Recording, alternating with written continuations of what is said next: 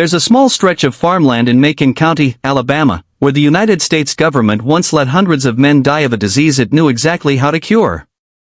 On purpose. For 40 years. And when the study finally collapsed in 1972, the men and their families sued, and won. The government started cutting checks that, unbelievably, families are still cashing today. Here's the part that doesn't add up. How does a government run a secret experiment on its own citizens for 4 decades without anyone stopping it? What system lets that happen not once, but over and over, across American history? And here's the detail nobody explains until the very end. The men in that study were offered one strange, specific benefit to keep them coming back every single year. Free burial insurance. Not medicine. Not a cure. A payout for when they died. Stick with me, because that detail matters more than you think. The real question isn't just, how did this happen? It's how a country built on the words all men are created equal ended up running the exact same playbook again and again and again for over 400 years. To understand that playbook, you need 3 rules. Write these down, because they're going to come back and bite everybody by the end. Rule 1, profit over people. Rule 2, silence buys time. Rule 3. History forgives the winners. You can see all 3 in the very first chapter long before the United States was even a country.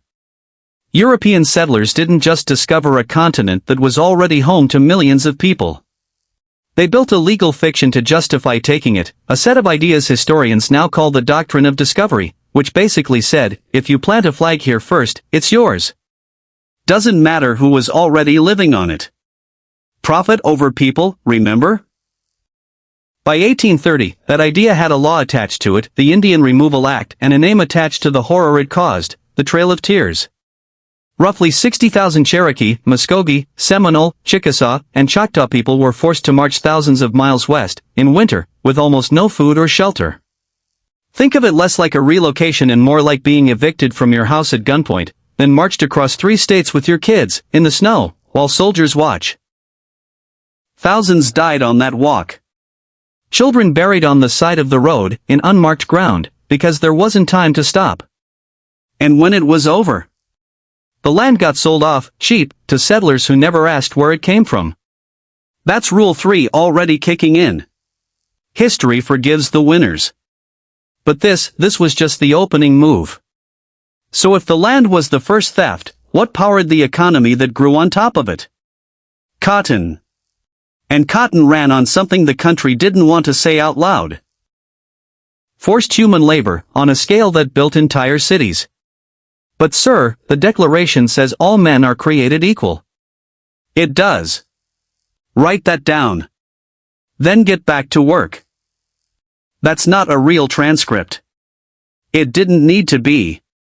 That contradiction, liberty on paper, chains in practice, is baked into the whole century. Plantations ran like small dictatorships. Families were split up and sold at auction like furniture. And the profit? It didn't stay hidden in the South.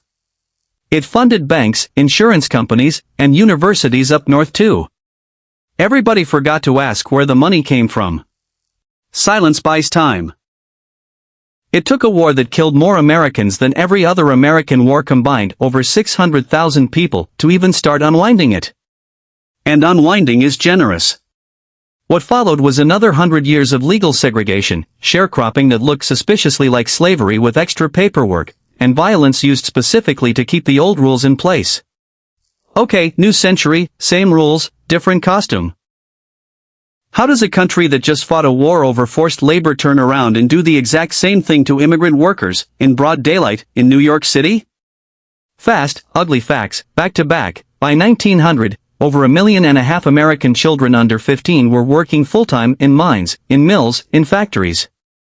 Company towns paid workers in fake currency called scrip, good only at the company store, so employees could never actually save enough to leave. Strikers who organized got beaten by hired guns called Pinkertons. Whole towns were basically owned, wall to wall, by a single employer. Then, in 1911, it all came to a head at the Triangle Shirtwaist Factory. A fire broke out on the upper floors. And the exit doors? Locked. Management kept them that way on purpose to stop workers from taking unauthorized breaks or sneaking out with scraps of fabric. 146 workers died. Most of them young immigrant women, some as young as 14. Some jumped from ninth-story windows because it was a faster death than the fire. Firefighters watched, helpless, because their ladders didn't even reach that high. Profit over people. Again. The horror of that one afternoon did force real change: building codes, fire safety laws, the beginnings of modern labor unions. But notice the pattern already forming. Nothing changes before the tragedy. It only changes after, and only just enough. So here's where it gets quieter and, honestly, darker. Because once the country learned that scandals eventually get exposed, it learned something else too: keep it secret longer, and you might just get away with it entirely. Which brings us back to Macon County, Alabama, and that burial insurance. Starting in 1932, the U.S. Public Health Service recruited around 600 black men, most of them poor sharecroppers, for what it called a study of bad blood. Roughly 400 of them actually had syphilis. The men were never told. Instead, they were offered free medical exams, free meals on exam days, and that one strange incentive: free burial insurance, guaranteed, no matter what. Think about how quietly cruel that is. These men were too poor to promise their own families a proper burial. So the government offered them dignity in death as bait, while denying them a cure for a disease that was actively killing them. Penicillin became the standard treatment for syphilis in the 1940s. These men were never given it. The study kept running anyway. For another 25 years. It didn't end because the government had a change of heart. It ended in 1972 because a whistleblower leaked it to the press. Silence had bought 40 years. Not forever, just long enough. And Tuskegee wasn't a one-off. Around the same decades, U.S. military and intelligence programs ran radiation tests on unsuspecting patients, dosed American citizens with experimental drugs under programs like MKUltra, and sterilized tens of thousands of people disproportionately poor, disabled, or non-white without real consent, under state eugenics laws that stayed on the books in some places into the 1970s. Different decades. Different victims. Same 3 rules, every single time. Here's the part that should actually unsettle you. This isn't ancient history you can safely file away. It's still running underneath the country right now. Those same neighborhoods redlined by federal housing maps in the 1930s, literally color-coded, with black neighborhoods marked in red as too risky for home loans, are, today, in 2026, still measurably poorer, with lower home values and hotter average temperatures, because banks wouldn't invest and cities wouldn't plant trees. That's not a coincidence from 100 years ago. That's a policy decision from the 1930s, still showing up on a thermal map this summer. The wealth gap those old rules created never closed. It just changed clothes. Profit over people is still the default setting unless someone forces a correction. Silence still buys time, every time a scandal takes years to surface. And history, let's be honest, still tends to forgive the winners, unless people keep telling the story loud enough that it can't get quietly filed away. Which brings us back to that burial insurance. Now you know what it really was. Not a kindness. A leash. A way to keep desperate men showing up year after year, trading their future for a promise about their funeral. The government didn't just study these men and let them die, it monetized their poverty to make sure they wouldn't walk away. That's the loop closed. That's the whole machine, laid bare: take the land, then the labor, then the bodies, then the neighborhoods.